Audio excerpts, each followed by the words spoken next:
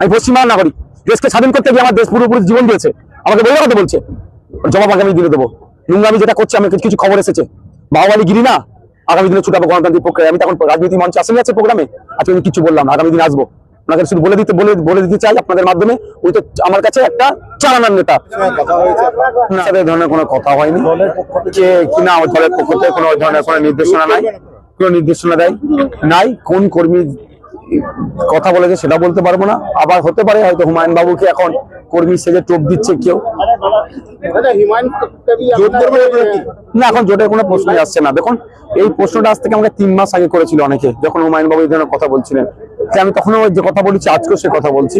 তিনি লোকসভা নির্বাচন প্রাককালে যে কথা বলেছিলেন 30% কেটে হিন্দু ভাগীরথীতে ভাসিয়ে দেবো, ওই কথা থেকে উনি যতদিন না ফিরে আসছেন, জোটের প্রশ্ন তখন আসছে না। উনি আগে ওই কথাতে প্রত্যাহার হোক, তারপরে আলোচনা টেবিলে বসবো। হুমায়ুন মসজিদ করতে না দেওয়ায় হুমায়ুনকে সাসপেন্ড করেছে তৃণমূল, এতে কি তৃণমূলের মুসলিম ভোট কমতে পারে? আপনারা কি সেই সুযোগ নেওয়ার চেষ্টা করবেন? দেখুন, আমরা মুসলিম হিন্দু ভোটে নিয়ে সুযোগ নেওয়ার চেষ্টা করব না। আমরা মানুষের অধিকারের কথা বলবো, মানুষ যদি তার সুযোগ দেয় তাহলে আসবে। আর মমতা ব্যানার্জির আচরণ মুসলিম হিন্দু কেউ আর নিতে পারছে না। এখন মমতা ব্যানার্জি হিন্দু ভাইদের মন পাওয়ার জন্য দার্জিলিং থেকে দীঘা পর্যন্ত মন্দির করতে ব্যস্ত। আর হুমায়ুন কবিরকে যে শোকজটা করেছেন বা সাসপেন্ড করেছেন, সেটাও কিন্তু হিন্দু ভাইদের মন পাওয়ার জন্য। এতে হিন্দু ভাইদের মনও গলবে না, আর মুসলমানরাও মনে মনে প্রস্তুতি নিয়ে নিয়েছে তৃণমূলকে হারাবে। হুমায়ুন কবির কি আপনাদের দলের সঙ্গে যোগাযোগ করেছে? না, আমাদের সাথে আমার কোনো অফিসিয়ালি যোগাযোগ হয়নি। যদি আসতে চাই তাহলে আমার অবস্থান বললাম। আগে উনি ওনার বিগত দিনে যে মন্তব্য করেছেন, সাম্প্রদায়িক মন্তব্য, যে মন্তব্য পশ্চিমবাংলার নজরুল রবির বাংলার মন্তব্য নয়, ঐক্যের মন্তব্য নয়, সেটা ঐক্যকে বিনষ্ট করবে। সে আগে প্রত্যাহার করুক, তারপরে আলোচনা হবে। দাদা, এখানকার যিনি ব্লক সভাপতি তৃণমূলের, তিনি বলছেন আপনি ভোট পাখি, ভোটের আগে এরকম বহু নেতা নেত্রী দিল্লি কলকাতা থেকে আসবে। ওনার জন্মস্থানটা কোথায়? ওনার বাড়ির ঠিকানা কোথায়? উনি কি পশ্চিমবাংলার নাগরিক না? উনি কোথা থেকে উঠে এসছেন? যদি আমরা পশ্চিমবাংলার মানুষ ইনক্লুসিভে বিশ্বাস করি, আমরা সকলকে আমরা আদর করে নিই, তাহলে আমার প্রশ্ন এটাই, আসানসোলের বর্তমানের এমপির বাড়ি কোথায়? তিনি কথাকার বলে কত?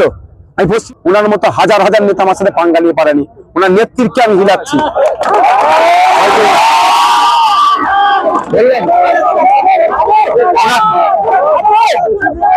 ওনাকে বলে দেবেন, বলে গিয়েছে নওশাদ সিদ্দিকী, যাও তোমার নেত্রীকে বলে দেবে নওশাদ সিদ্দিকী এসেছে, যা বলে দেবেন। উনি বলছেন বাড়াবনি তৃণমূলের গড় কোনো মতে ভাঙতে পারবে না কেউ।